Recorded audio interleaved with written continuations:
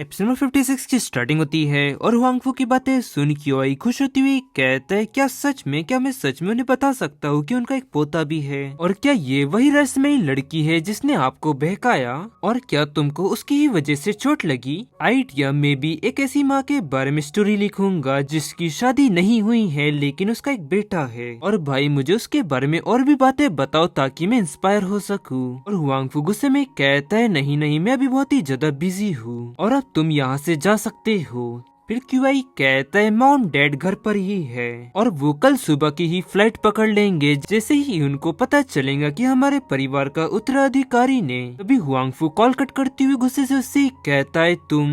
फिर क्यूआई उससे कहता है, ठीक है लेकिन बस तुम मुझे इतना बता दो कि आखिरकार तुमने उसे कैसे पाया। और फिर हुआंगफू से कहता है, मैं तुरंत किसी को कहता हूँ कि ताकि वो तुम्हें घर मॉम डैड के पास भेज दे। फिर क्यूआई कहता है, भाई क्या तुम मेरी इस जिज्ञासा को कम नहीं कर सकते? तुम बहुत ही बुरे भाई हो। फिर वांगफू से कहते हैं, लड़कियां अनप्रिडिक्टेबल होती है और जब मुझे भी समझ में आ जाएगा तो मैं तुमको बता दूंगा।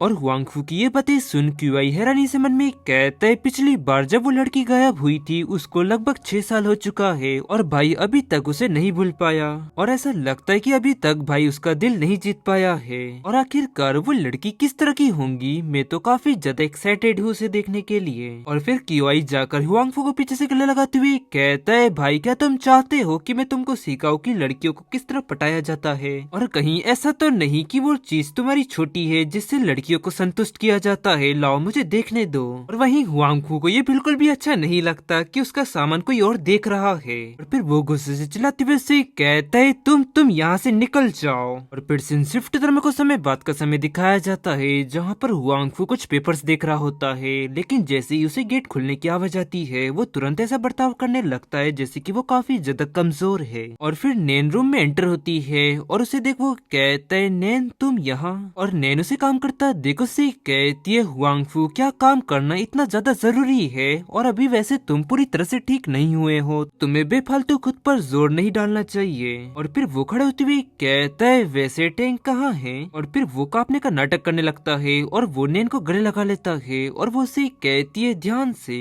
और फिर वो बेड पर उसे बिठाते हुए कहती है, वो सो रहा है, जैसे ही वो जाग जाएगा तो वो तुमसे मिलने के लिए आएगा। और मेरे हिसाब से हुआंगफू तुमको बिस्तर पर लेट जाना चाहिए, तुम अभी काफी ज्यादा कमजोर हो। और 1 मिनट रुको, मैं तुम्हारे लिए सूप लेकर आती हूँ और मुझे पूरा यकीन है कि तुम्हें वो सूप काफी ज्यादा पसंद आएगा। और फिर हुआंगफू से कहते हैं, नैन इतना सब कुछ करने के लिए तुम्हारा बहुत बहुत शुक्रिया। और मैंने विलियम से जाकर तुम्हारा सामान लाने के लिए कह दिया है और जैसे ही मैं हॉस्पिटल से डिस्चार्ज हो जाऊंगा तो तुम मेरे साथ मेरे घर चलूंगी और वहीं रहूंगी। और उसकी ये बातें सुन वो ब्लश कर पीछे घूमती हुई कहती है, हुआंगफू मैंने तुमसे ये बात पहले भी कही है ना कि मैं ऐसा कुछ भी नहीं करने वाली। इसी सब में वो सूप उसकी शर्ट पर गिर जाता है और ये देख वो उसकी शर्ट को साफ करती हुई कहती है, रुको मैं इसे साफ कर देती हूँ। हुआंगफू तुम एक काम करो, तुम इन क्लॉथ को उतार दो। इस पर वो उससे कहता है, नैन मुझे चोट लगी है। और उसको ऐसा कहता देख वो गुस्से से मन में कहती है, वो फिर से नाटक करने लगा।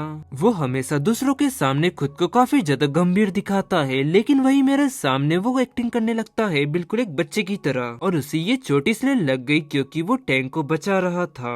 और फिर वो उसकी शर्ट उतारती है और वहाँ से जाते हुए कहती है, तुम यहीं पर बैठो, मैं अभी जाकर इसे धोकर लाती हूँ। और फिर वो वॉशरूम में जाकर उसकी शर्ट को धोने लगती है और तभी अचानक वहाँ पर हुआंगफू पीछे से आकर से पकड़ लेता है। और गाइस इसी के साथ ये एपिसोड यहाँ एंड होता है। पसंद आया तो लाइक एंड सब्सक्राइब जरूर करें। मिलता है आपको जल्दी नेक्स्ट एपिसोड में।